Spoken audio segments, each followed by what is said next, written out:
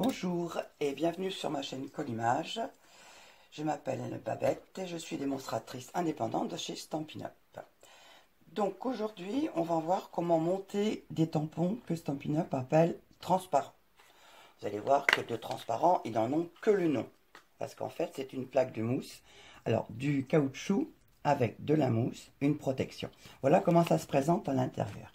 Donc voilà, aujourd'hui, on va les monter. Il vous faudra un stylo indélébile et un cutter usagé, on va dire. Et puis tout à l'heure, un bloc pour les utiliser.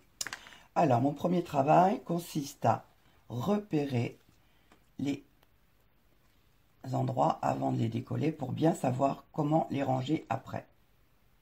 Parce que quand je suis en atelier, on n'a pas non plus 15 heures pour ranger ses tampons. Donc ça, c'est fait. Alors maintenant, on va prendre la plaque de décalcomanie. Si vous regardez bien, les images ici sont identiques et sont placées de la même façon sur la plaque de caoutchouc, ce qui facilite quand même la mise en place. Alors, on va commencer par la grande maison. Voilà. On enlève la protection extérieure. Très vite, on se rend compte quand on l'a oublié. Alors, certaines ne mettent pas l'autocollant derrière. Et donc, c'est vrai que l'avantage, c'est que ça colle sans souci. On l'enlève, on remet. Mais bon, moi, j'aime bien savoir ce que je tamponne. Donc, je prends mon image, ici. Alors, on cherche, voilà, ici, elle est ici. Je vais vous la montrer ici. Hop. Ici, vous avez une marque. C'est en fait, c'est la demi-protection. Donc, avec mon cutter, je vais enlever, voilà, la protection, un côté. Hop, je ne veux pas que l'autocollant s'en aille. Je retire et je viens retirer l'autre de l'autre côté. Et je maintiens mon image bien fixée. Alors ensuite, hop, je mets dans le bon sens, je regarde et je vise. Voilà, on fait attention. Hop, c'est bon. Et voilà. Donc j'ai au dos de mon tampon l'image qui est là. Alors on va s'occuper du petit bonhomme. Maintenant que j'ai plus de marque, ça va être plus facile à soulever. Donc je soulève ici. Voilà. Je maintiens mon image et je viens retirer ma protection. On fait la même chose de l'autre côté. Voilà. On prend le petit garçon. On lui enlève la protection. Elle vient, voilà, et on l'installe. Alors j'ai choisi ce set qui n'y a pas beaucoup de tampons parce que j'arrive pas à faire couper et reprendre ma vidéo. Donc vous allez, entre guillemets, subir le montage de toute cette planche. Bon, moi après vous saurez. Hop, viens là, hop, hop. Alors de temps en temps, il peut arriver que le décalcomanie s'en aille avec le cutter. Vous venez le remettre dans sa place.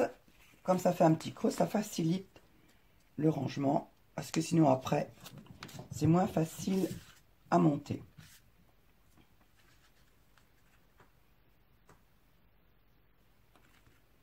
Voilà. Et le dernier. Voilà.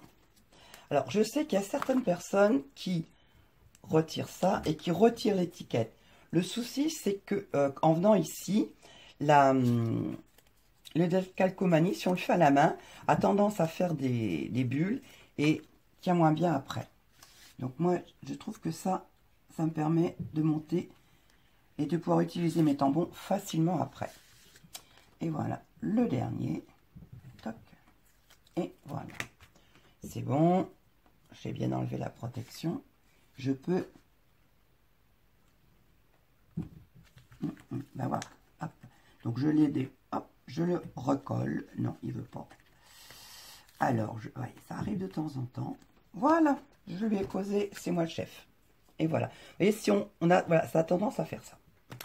Alors, une fois que ça c'est fait, je connais aussi, vous avez la possibilité de les mettre comme ça dans votre boîte. Moi, j'aime pas parce que ça bouge dans tous les sens et on ne sait pas quels sont les tampons qu'on n'a plus, combien il y en avait. Ce que je fais, c'est que je prends la base, le support, j'enlève la protection comme pour un tampon, je pose ma plaque sur ma table, je mets le couvercle par-dessus, j'appuie un petit peu, voilà, et maintenant, j'ai plus qu'à ranger mes tampons. Voilà, le petit garçon, il est là, le texte, il est par là, hop, et le tracteur, il est là. Vous avez une plaque, tout tient bien, et voilà, je sais que j'ai tous mes tampons. S'il y en a un qui était resté sur la table, pareil, je le verrai aussitôt. Pour moi, c'est vraiment très très pratique. Je peux le ranger si j'en ai besoin. Maintenant, comment s'en servir? Parce que les tampons bois, ils ont un support en bois. C'est là qu'on a besoin du bloc acrylique. N'importe lequel d'ailleurs, hein, peu importe. Mais ceux-là, ils sont bien parce qu'ils ont des encoches. Alors, on peut faire ça et ça. Mais je trouve que ça fait un creux dans le caoutchouc et on le retrouve sur le tamponnage. Pour moi, le meilleur système, c'est de le poser à l'envers sur la table. Donc, on voit bien un petit garçon qui promène ses oies. Je pose mon bloc acrylique dessus.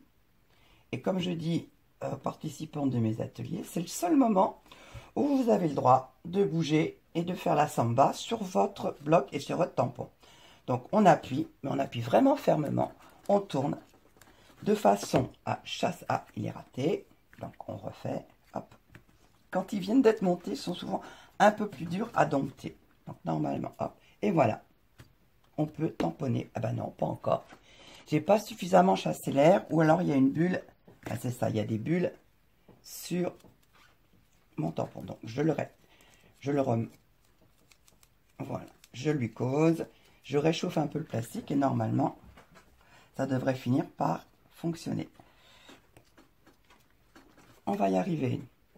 Voilà. Ça y est, maintenant, il fonctionne. Alors, sinon, comment dire, on peut aussi, j'ai vu ça chez une amie.